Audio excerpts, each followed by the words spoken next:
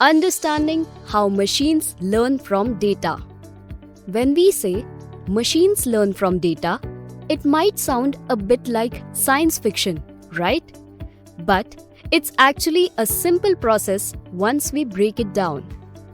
Think about how a toddler learns to identify a cat. We show them pictures of different cats, and each time we say, "This is a cat." After seeing enough examples, the toddler starts to recognize cats on their own, even ones they have never seen before. Machines learn in a similar way through a process called machine learning, which is a key part of artificial intelligence. Here's how it works. Step 1. Collecting data. The first step is gathering lots of relevant data. In our toddler example, the data was pictures of cats. For a machine, it could be anything: pictures of animals, recordings of music, or numbers from a stock market. Anything the machine needs to learn about. Step 2. Preparing the data.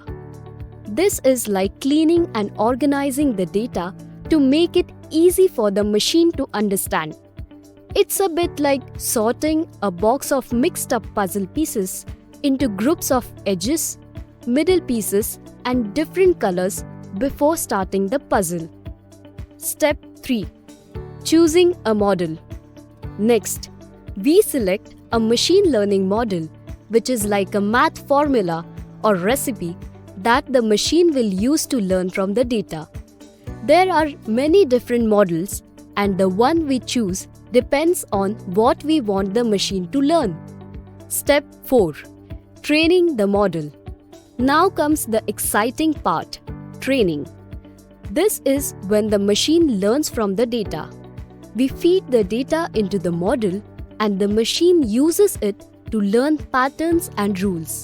For example, it might learn that cats have pointy ears, soft fur, and say meow. Step 5. Testing the model. Once the machine has learned from the data, we need to check how well it's learned.